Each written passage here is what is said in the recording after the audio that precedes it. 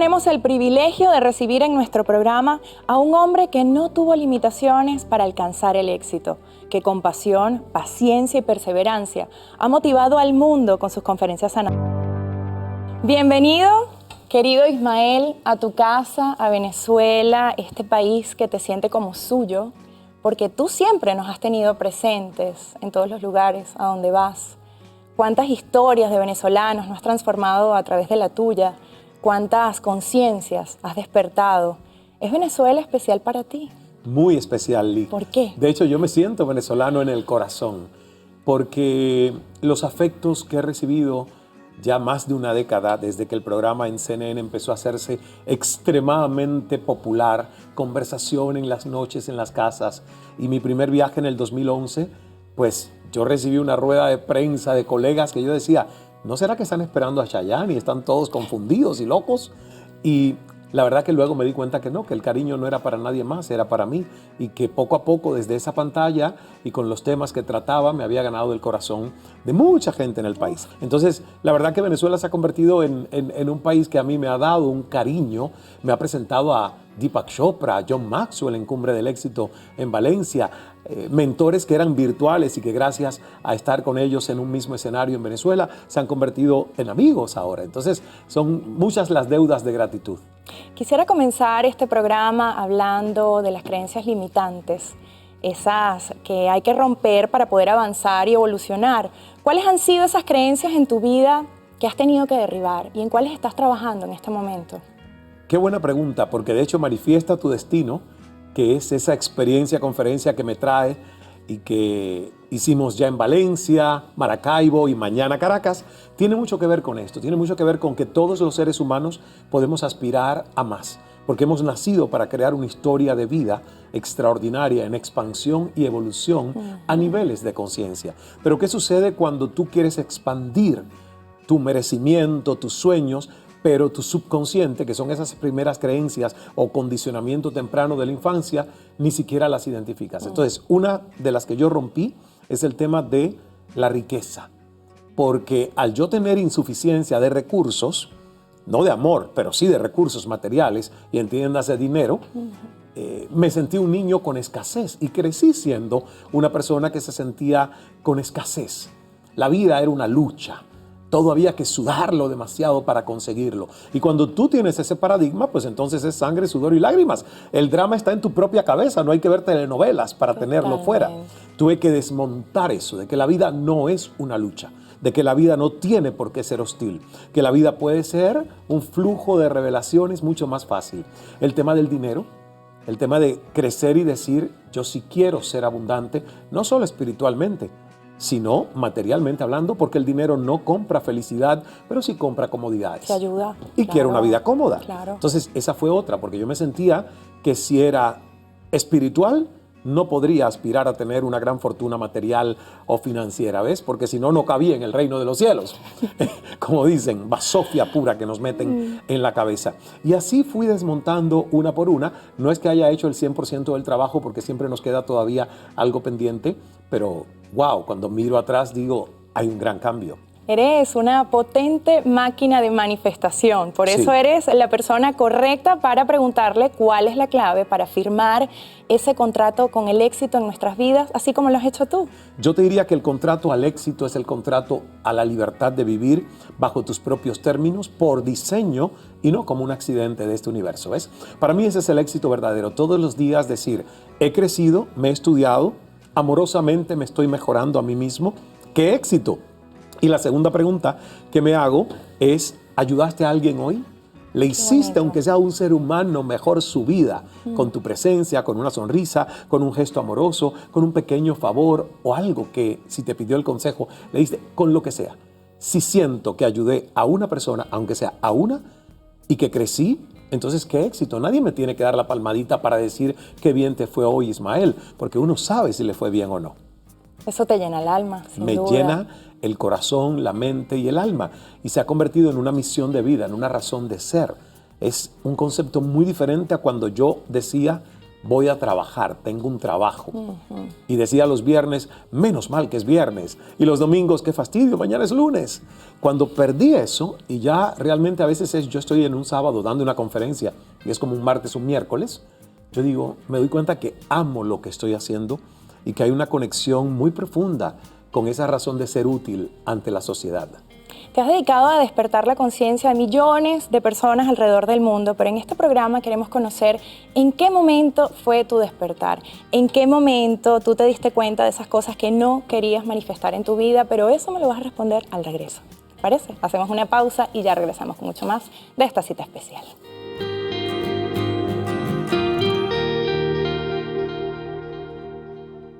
Continúan en sintonía de esta cita especial, hoy conociendo de cerca a nuestro invitado de honor, Ismael Cala. En la parte anterior estábamos hablando de manifestación y yo creo que para manifestar hay que visualizar.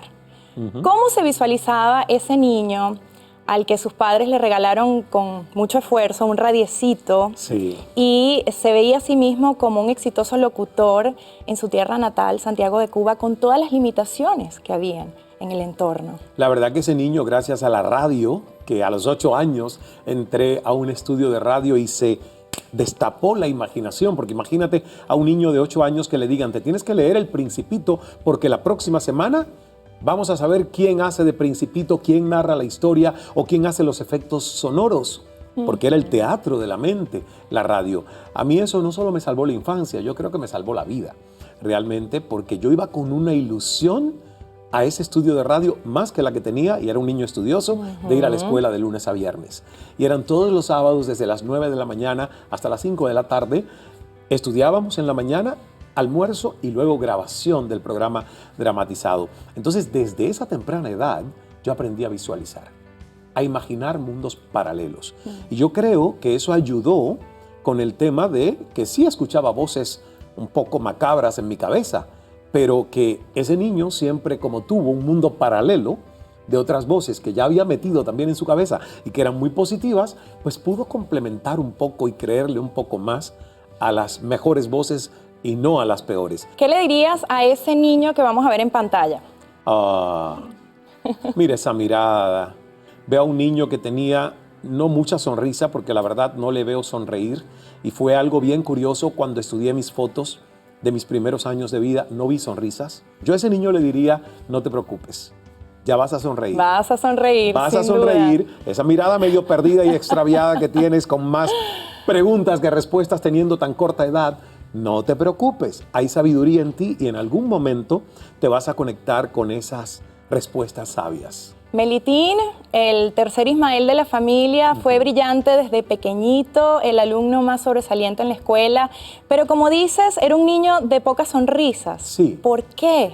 Porque, en la escuela específicamente. ¿Sabes por qué, Lee? Porque hoy, sabiendo lo que sé sobre lo que hoy se diagnostica como autismo, acuérdate que el autismo es un espectro inmenso. Muy grande, sí. Entonces, hay personas que tienen rasgos autistas de aislamiento muy, muy fuertes que no pueden funcionar socialmente. Y hay otros en ese espectro que tienen rasgos que luego se pueden reentrenar y se hacen funcionales en la sociedad. Yo te diría que yo fui un niño autista. Cuando yo veo las cosas que como niño yo sentía y las que pasaban por mi mente, y cuando acabo de ver una serie que se llama La extraordinaria abogada Wu, que es una serie coreana en Netflix, hay una escena de esa serie donde a ella le cuesta que le sostengan su mano porque no se siente cómoda dando la mano.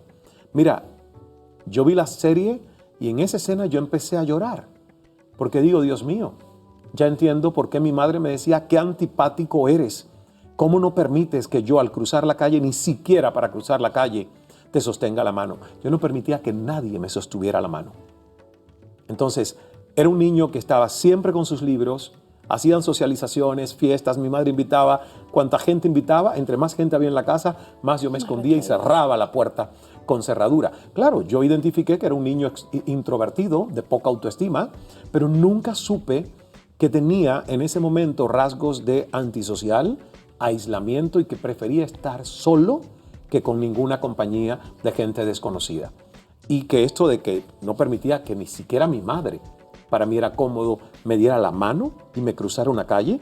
Pero claro, en ese momento, ¿tú sabes cuál fue el diagnóstico para ese Melitín? qué niño tan raro este, qué raro que es. Sus hermanos son más normales, él no es tan normal. Y yo escuchaba que adultos decían eso.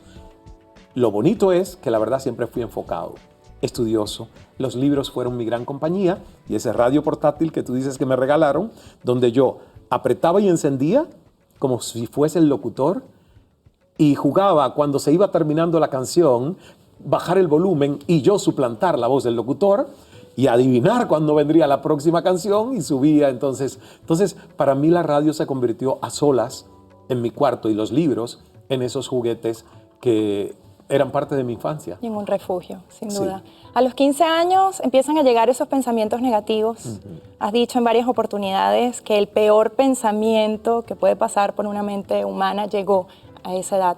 Para Sí. ti, ¿qué te hizo reaccionar de esa manera? Pues fíjate, a la verdad yo siempre voy a ese incidente que fue el único donde a los 15 años yo llamo a mi madre, la única vez, la verdad, que de mi boca ha salido: si no vienes y me sacas de esta escuela interna. Le llamaban la Escuela Vocacional Antonio Maceo, una escuela especial, por cierto, para niños privilegiados en su aprendizaje.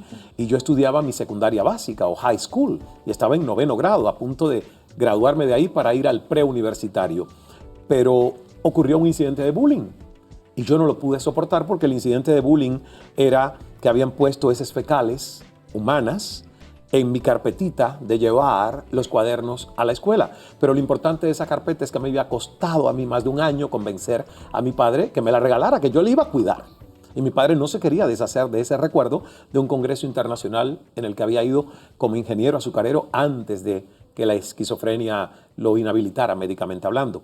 Entonces, lo que más me dolió no fue la peste y la burla del círculo ese, esperándome que yo llegara a mi pequeña cama y el closecito donde estaba guardado, sino que era de mi padre, que yo había defraudado el no cuidar algo que mi padre se había desprendido para darme. Entonces, ese día a mí es como que, y yo entiendo por eso las personas que comentan, dicen y hasta hacen eso.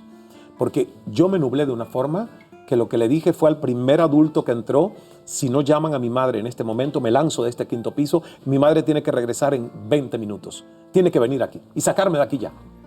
Me agarraron, imagínate, un niño que dice que si no viene su madre se lanza de un 5º piso, que era el piso donde estaba mi dormitorio. Me agarraron, me llevaron a la dirección de la escuela y yo no sé cómo mi madre hizo, ni sé cuántos minutos pasaron, pero voló y estuvo allí. Me escuchó, le dije: no quiero estar un minuto acá. La psicóloga de la escuela le dijo: es uno de nuestros mejores expedientes, no puede ser, hablemos con él. Y le dije: no quiero estar aquí. Y mi madre dijo: vas a perder el curso escolar, faltan 3 meses nada más y no sabemos si alguna otra escuela te va a aceptar. Le digo: prefiero perder todo el año y no seguir un minuto más aquí. Y mi madre agarró de la mano, que yo no, a los 15 aguantaba más la mano, me dijo: vámonos, y me sacó de la escuela. Y la verdad es el único momento que yo recuerdo que algo pudo más que yo, como para bloquear mi entendimiento y decir: yo no sé qué hacer con esto. Ese fue tu primer despertar, se podría decir así. Bueno, yo creo que fue mi primera gran pesadilla porque me di cuenta que mi cerebro no funcionaba del todo bien. Claro. Y que tenía pensamientos tóxicos. Claro. Y que tenía delirio de persecución. Yo veía a 2 personas hablando en la escuela y pensaba que estaban hablando de mí y no positivamente. Entonces, esos no son síntomas de una salud mental sana. O sea, ahí habían temas. Claro. Y ahí es donde mi madre me lleva al psiquiatra, luego de todo esto que te he contado. Empieza la medicación por Sí. los antecedentes de los que ya has hablado en tu familia. Y los de síntomas que esquizofrenia. también Así experimentaba. Lógico, ¿no? Pero tú decidiste no verte en el espejo de tu abuelo, de tu tía y de tu padre. ¿Cómo lo lograste? Lo vamos a descubrir al regreso. No se vayan porque ya regresamos con mucho más de esta cita especial.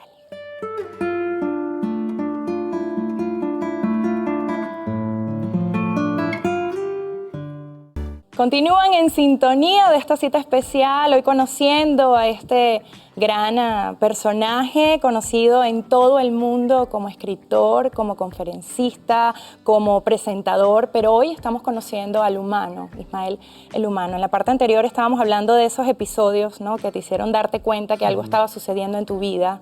Te diste cuenta con tan solo 15 años que tu padre padeció una enfermedad, tuviste que verlo salir de un tratamiento de electroshock. ¿Qué movió en ti ese momento, ese episodio?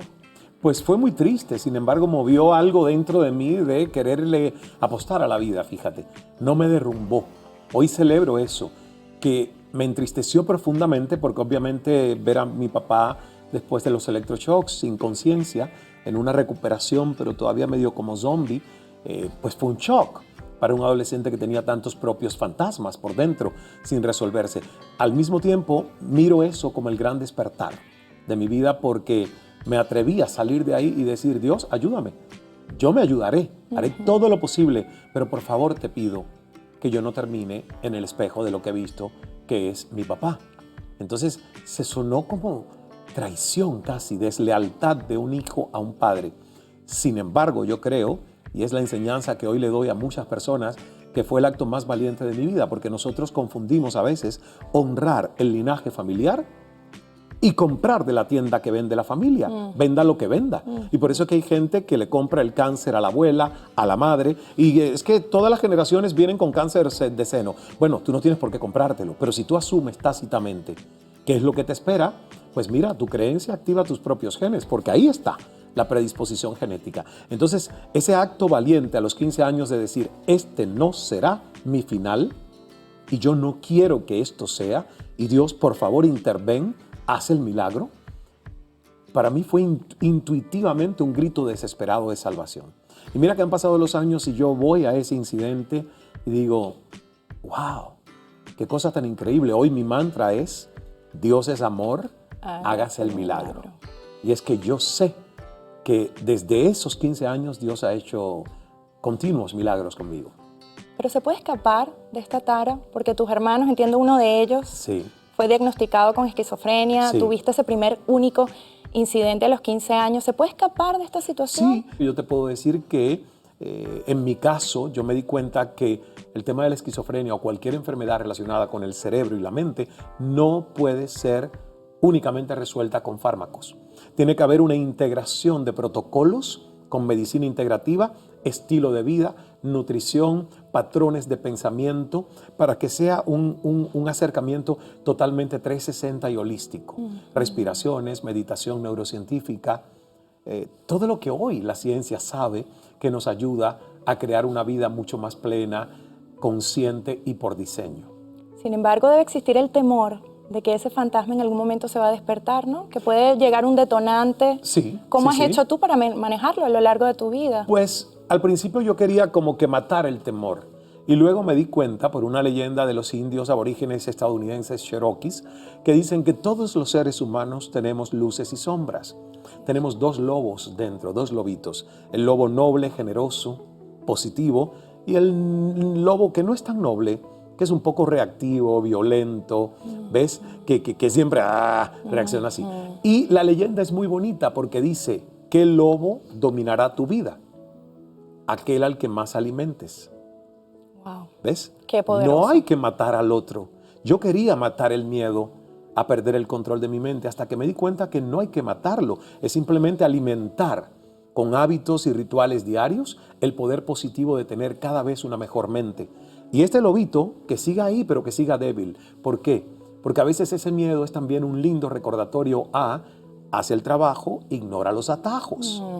¿Ves? Haz el trabajo todos los días, vive por diseño, haz lo que te funciona. Usa la meditación como prevención y no como cura a ya una crisis. Entonces, ya no quiero matar a ese lobito que a veces viene con su miedo a ¿podrá esto pasarte?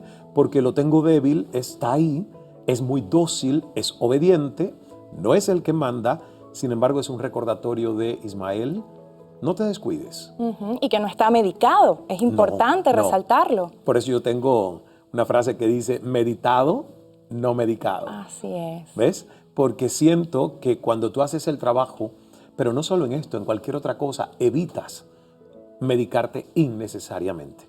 Nosotros tenemos un sabio interior, una farmacia interior, un médico interior, que nadie va a tener más tiempo que tú misma o que yo mismo para escucharnos y aprender de cómo nos va, escuchar las señales tempranas de cuando ya hay desarmonía para que no crezca a un estado 3, estado 4, una enfermedad que ya se convierte en una odisea casi irreversible.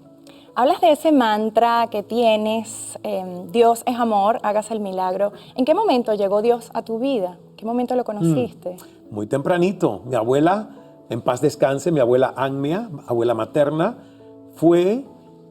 yo decía que era la amante del sacerdote. No puede ser. Pero claro, ella se insultaba, porque era un sacerdote español de la parroquia de mi pueblo natal, El Caney, joven. Mi abuela era una mujer muy atractiva y yo era un niño. Y como yo veía que mi abuela, lo único que le faltaba por llevarse el sacerdote a la casa y lavarle eran los calzoncillos, porque todo lo demás colgaba en las tendederas del patio de la casa, todos los manteles de la misa, todo.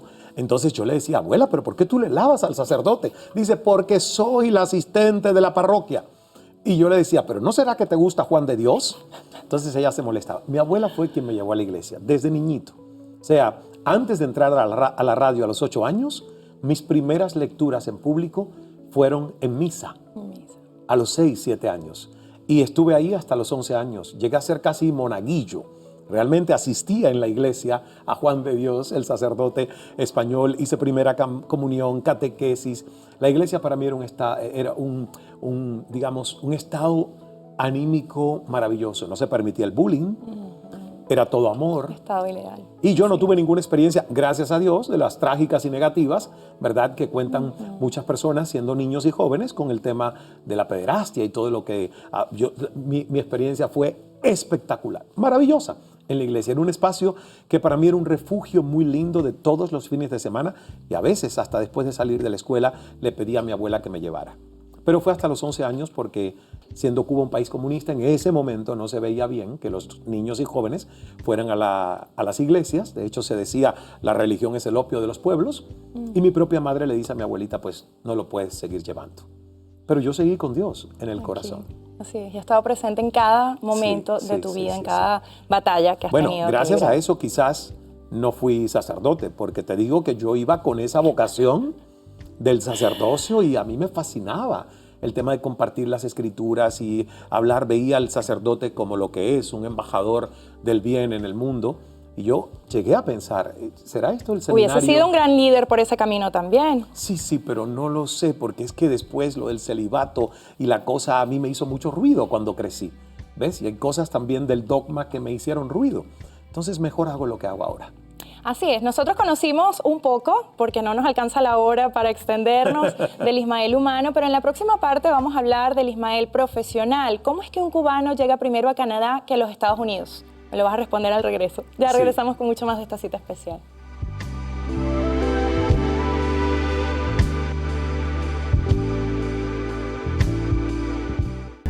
Seguimos conociendo de cerca al gran Ismael Cala.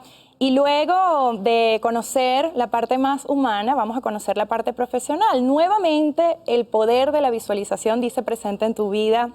Te compraste un avioncito amarillo y te visualizabas saliendo de Cuba de esa manera y así fue. Así fue. ¿Cómo llegaste a Canadá? 3 meses, además. Bueno, pues llegué a Canadá con ese ejercicio, fíjate. Visualizar, me compro el avioncito le hacen su trabajito, y lo llenan de flores, hierbitas, no sé qué. Y yo, que creí en todo lo que me dijeron que creyera, me dijeron, mira ese avioncito y tú pídele a Dios que en ese avión te vas a Canadá. Bueno, lo único que faltaría es que el avión donde me fui fuese amarillo. No era amarillo, pero era un avión, ¿ves? Y fue en 1998. Y la verdad que vino de la nada. Yo estaba esperando un viaje a Italia y llegó uno a Canadá. De Venezuela también. En el 96... tuve pasaporte, visa de Venezuela y me faltaban $400 para comprar el pasaje La Habana-Caracas. Y no pude venir porque no tenía a quién pedirle ese dinero. Entonces dije, wow, una vez más, no he podido. Y 2 años después, en el 98, un amigo, que por cierto su nombre artístico es Jorge La Suerte, vive en Barcelona, me pasó su suerte porque él no podía ir a Canadá, iba a Alemania a hacer otro show del Ministerio de Turismo y Cultura en Cuba, y yo fui el que fue en su lugar a Toronto, Canadá. ¿Cómo fue tu llegada? Encontrarte con un país distinto, un idioma distinto, una cultura distinta. Pues la verdad que para un cubano entenderá lo que voy a decir. Para mí era como estar en una película del sábado en la noche, ¿Por qué? Porque era tradición, antes de redes sociales y la multiplicidad de canales que hoy hay, habían 2 canales y uno, Cubavisión, todos los sábados a las 10 de la noche ponía una película que era americana y luego a medianoche otra. Entonces, con excepción de las rusas que ponían, la mayoría eran americanas. Y yo vi el skyline o el paisaje costero de Toronto y yo decía, estoy en una película de sábado en la noche, porque para mí era como un sueño hecho realidad. Me atreví a ir solo con toda la comitiva de los músicos de donde estábamos en los suburbios de la ciudad al centro del downtown de Toronto, o sea, sin conocer, sin hablar inglés. Para mí fue un gran reto, pero además muy entusiasmado, porque por 28 años yo quería conocer el mundo y era mi primera oportunidad de salir de la isla. ¿Y quedarte? Sí. Decidiste quedarte en esa pequeña habitación que solamente tenía una alfombra. Ahí dormías. Sucia, por cierto, bastante empolvada porque me dio infección de garganta y la verdad que la pasé muy mal. El primer televisor lo tomaste de la basura. Ahí está. Te regalaron un sofá cama. Oye, pero por es fin. que Lee, cuando se me olvide algo de mi vida, yo vengo a Caracas de vuelta Claro y te digo, que sí. recuérdame qué me pasó en tal año. Claro que sí, pero ¿cómo hacías? ¿De dónde sacabas la fuerza para levantarte todas las mañanas y seguir insistiendo y poder repetirte a ti mismo que habías tomado la decisión correcta? Porque ya tenías una carrera hecha, en Cuba ya eras conocido. Sí, la verdad que tú sabes que pudo más mi intención de explorar el mundo. Yo fui un niño intrépido. Yo siempre le dije a mi madre, sácame de esta escuela cuando estaba en la primaria, que me dicen que hay una escuela mayor, más grande y mejor en la ciudad. Y mi madre se las arreglaba para decir, no es la que te toca, porque tú vives en este pueblo, te toca la escuela del pueblo, pero voy a mover cielo y montaña y voy a llevarte. Y lo hice. Entonces, yo me doy cuenta que siempre quise un poco más allá de lo que me tocaba geográficamente. Le escribía con 12, 13 años a chicos de otros países, mexicanos, recuerdo en España y Dominicana, y Colombia. No creo que escribía a nadie en Venezuela, pero escribía a esos 4 países y me devolvían las cartas. Pedía chicles, gomas de mascar, de las que eran finitas, y postales. Entonces, ese niño siempre quiso conocer el mundo. Cuando se dio la oportunidad, yo nunca pensé en Toronto, pero fue a donde llegué y entendí que lo había decretado como a los 5 años, cuando mi padre tenía una postal en su armario en el cuarto y era de la CN Tower de Toronto. Y yo le dije, ¿y dónde es eso? Y me dijo, Toronto. Había ido a un congreso. Yo le dije, algún día estaré allí. Y fíjate, yo no me acordé de esto hasta 3 años después de vivir en Toronto. Las mentes positivas que trabajan con las 3P, paciencia, perseverancia y pasión, atraen cosas positivas. Así es. Pero tú te preparaste para ello, decidiste estudiar en otro idioma distinto al tuyo, formarte y así fuiste recibiendo poco a poco oportunidades, dándote cuenta que la humildad siempre tenía que estar de primera en tu vida. La humildad la tuve que poner. Yo no fui muy humilde hasta mis 30 años.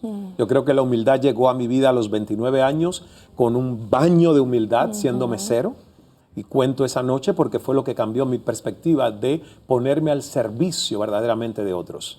¿Ves? Porque como a los 8 años yo había empezado radio, a los 15 televisión, pues era un niño bastante engreído, que se sentía especial porque los demás le reconocían en la calle. Ay, tú eres el que haces radio, te veo en la tele. Entonces, a los 29 años, una familia de cubanos llega cuando le estoy sirviendo en ese restaurante dominicano en Toronto y la señora que estaba de visita de Cuba en Toronto le hace con el codo al hijo como diciendo, este es famoso en Cuba, es Ismael Cala, yo lo conozco. Yo me doy cuenta. Y cuando regreso con las bebidas, ella ya explotó, no pudo más y me dice, tú no eres Ismael Cala. Y yo, sí señora. Me dice, ¿pero qué haces tú aquí sirviéndome? Entonces le dice al hijo, tú no lo conoces, es una estrella en Cuba. Hasta hace 15 días o 3 meses, no me acuerdo cuándo se fue, trabajaba en la tele, en la radio. Y dijeron que estaba haciendo una película. ¿Qué película está haciendo? Me está sirviendo a mí. La señora estaba como si hubiese visto a George Clooney sirviéndole en un restaurante. Tú pensarías que es una broma, ¿no? Claro. Así estaba ella. Entonces yo, gracias a Dios, le dije, señora, llevo 3 meses acá, estoy ganándome dignamente el pan. Ciertamente esta no es mi carrera, creo que lo hago hasta pésimo, pero es lo que me toca ahora. Dije las palabras correctas, pero al voltearme empecé a llorar porque mi ego se sintió apuñaleado, avergonzado. Y cuando llego a la cocina, una segunda puñalada en el ego, que fue el baño de humildad, es ver a mis 2 cocineros dominicanos que me consentían, me mimaban, me amaban, que me preguntaron, ¿por qué lloras? Cuando yo iba a decirle, lloro porque una señora me ha reconocido, y no, me sentí la persona más estúpida del mundo y tuve que decirles a ellos, lloro porque hay una señora cubana que me acaba de decir que la madre de mi mejor amiga ha muerto. Y ellos me abrazaron conmigo y ahí me sentía aún peor y más triste porque digo, les he mentido vilmente. Pero sabes que la verdad no me salió, porque ahí fue cuando me cayó el 20, como dicen en México, de decir, ¿cómo tu ego te juega una mala pasada y tienes tu cabeza llena de estiércol y vas a llorar porque alguien te ha reconocido y ya no estás en televisión y ahora estás de mesero? Y esa noche me fui a mi casa, hubo un descubrimiento y al día siguiente regresé y fue otro Ismael. Sonriente, alegre, decidido a servirle a la gente, las propinas crecieron. Entonces a partir de ahí yo me prometí que todo lo que hiciera en la vida lo tenía que hacer con las ganas de servir a otros. Y lo empezaste a hacer tan bien que empezaron a llegar esas oportunidades hasta llegar a CNN. ¿Qué pasa por tu mente cuando nombro esa planta? Mucha gratitud porque yo estuve 15 años. O sea, no son los 5 años y medio del show Cala. Hubo 10 años desde pasante, donde me pagué todos mis gastos para ir 3 semanas a una pasantía en Atlanta, en la sede mundial, que por cierto ya está vendido el edificio, ya esa época terminó. Entonces fui pasante, luego freelancer en Toronto, luego freelancer desde Miami, luego presentador sustituto de todos los titulares de la cadena, reportero. Y luego me dan una plaza finalmente en el 2009 de fines de semana, boletines de madrugadas los fines de semana. Cambian la administración a los 6 meses. Llega Cynthia Hudson de Miami a Atlanta y me dice, voy a cambiar la programación y tú estás desperdiciado en el fin de semana.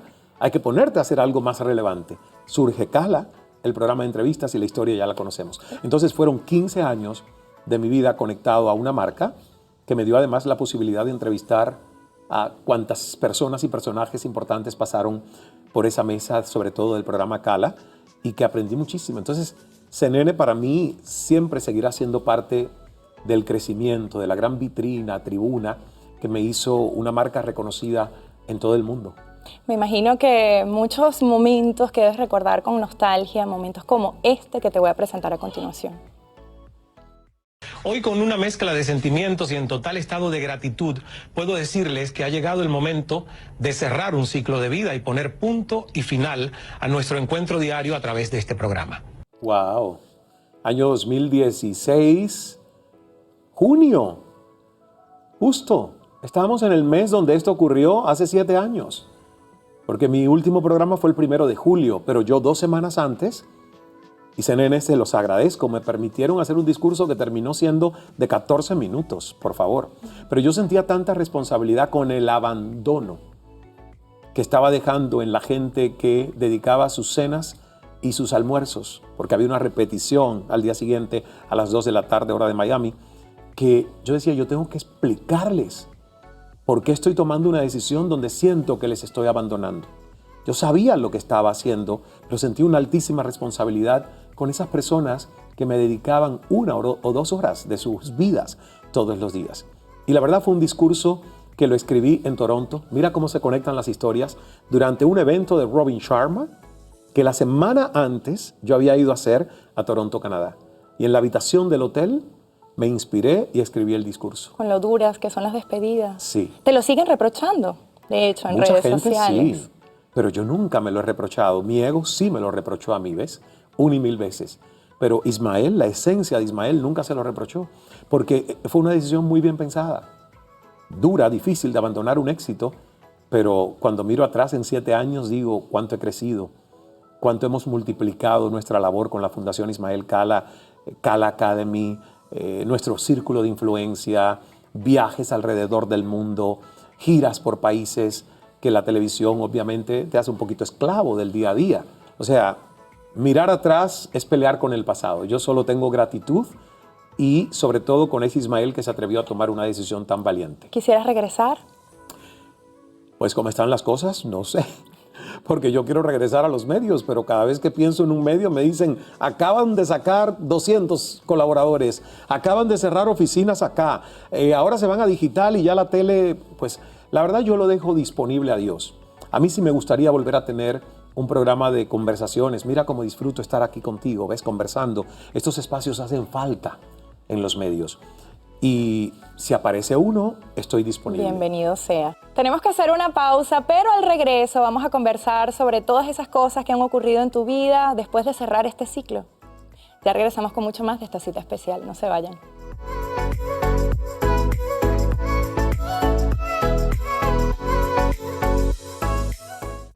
Entramos en la recta final de este programa especial que ha sido fascinante poder entrar en el mundo, en la vida de Ismael Cala, que admiramos y queremos tanto en nuestro país.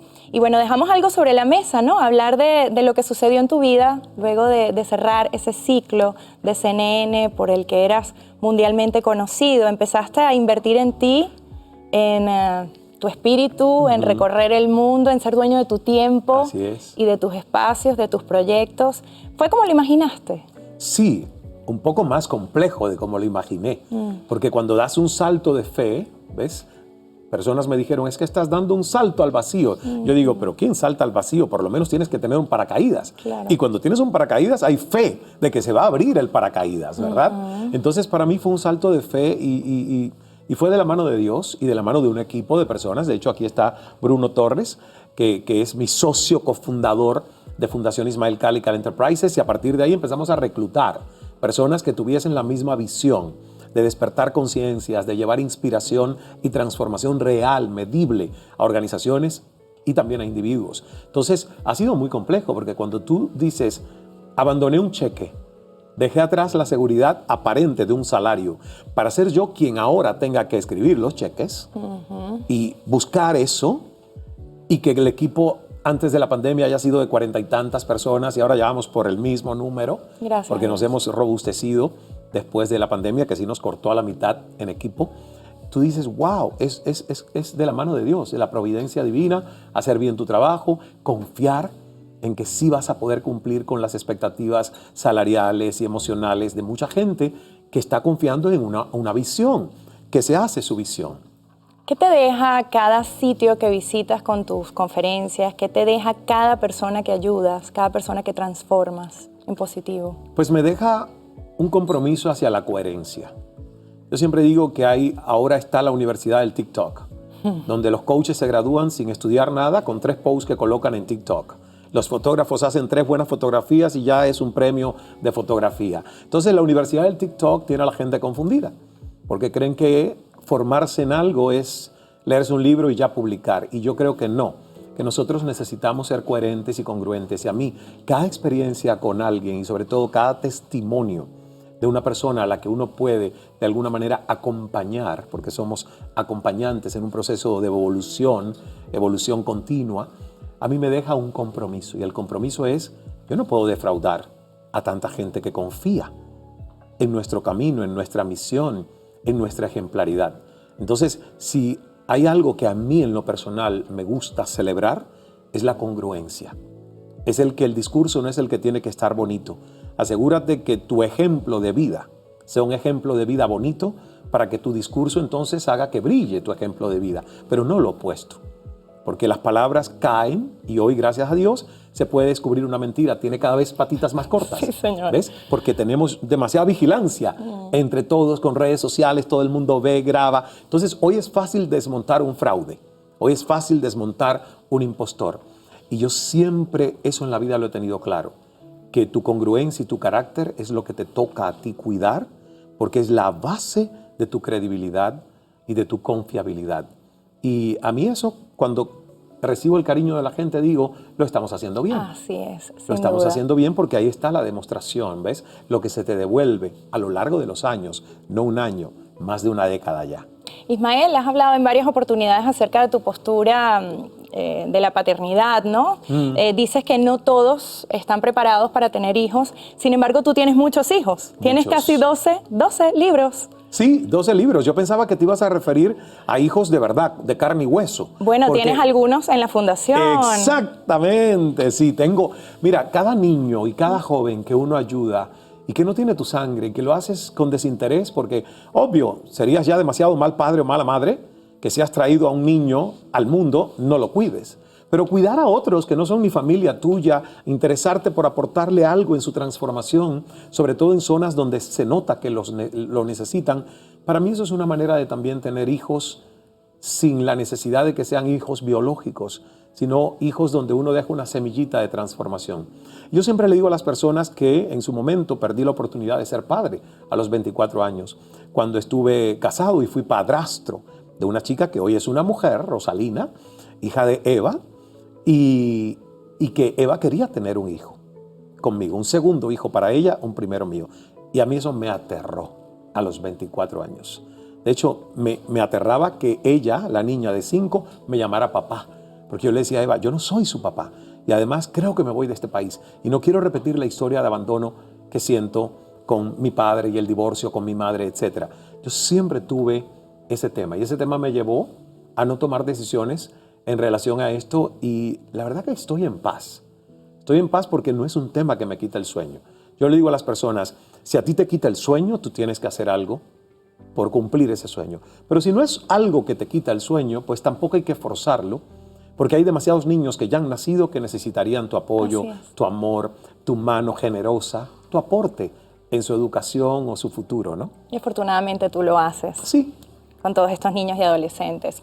Siempre dices que todos en la vida deberíamos tener o hacer la obra maestra de nuestra vida. Por eso queremos finalizar preguntándote cuál sería el título de tu obra maestra, cuál sería la banda sonora, cuáles serían los colores de la escenografía, cuál sería el mantra. Pues fíjate, los colores son los del arco iris, porque yo amo el arco iris. Son esos colores primarios que son destellos de luz convertidos en ondas y partículas. Ese sería para mí el color, que son muchos colores en un arco iris. Amo eso. La banda sonora de mi vida tiene mucho que ver con Cuba, tiene que ver con Venezuela y tiene que ver con el mundo, incluso India. Entonces yo creo que si tengo que escoger 10 canciones, algunas representarían a Cuba, otras a Venezuela, otras a México, otras a Canadá y algo de India y España, porque son muchas mezclas de las que siento que tengo herencias culturales. Y me preguntaste por... El título de la obra. Yo creo que es lo más difícil. Pues el título yo te diría que podría ser Llámame Ismael. ¿Y sabes por qué? Porque así comienza la obra clásica que es Moby Dick. Call me Ishmael. Yo siento que al igual que ese Ismael, que era un inadaptado y un intrépido que se lanza al mar en busca de conquistar el océano, eso ha sido mi vida.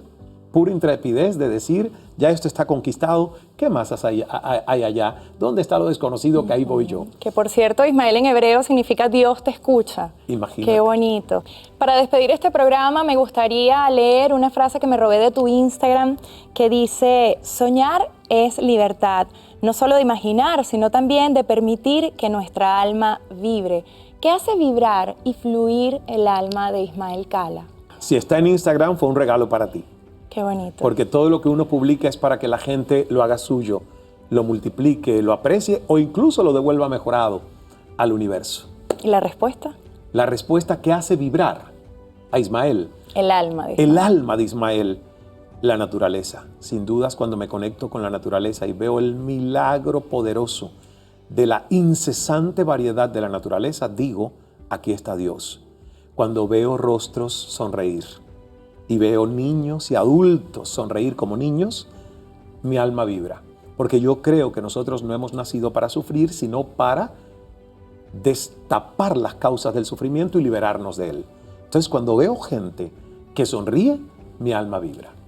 Vibramos contigo, vibramos en alto y ha sido fascinante poder conocerte esta noche, conocer lo que hay detrás de este extraordinario ser humano con ese don de ser, servicio, excelencia y resiliencia. ¿Cierto? Ese es el acróstico de ser. Gracias por recordarnos que el límite está solamente en nuestra cabeza, no está en el cielo. Gracias por querer tanto nuestra tierra y esta es tu casa. Cuando quieras venir. Gracias por abrirnos las puertas de tu corazón y de tu vida. Y gracias a ti, al espacio, a Televen, me han hecho sentir como en casa en esta visita y siempre. Muchas gracias. Gracias a ti. Nosotros tenemos que despedirnos y nos vemos la próxima semana para seguir descubriendo más allá de sus artistas favoritos. Feliz noche, Venezuela.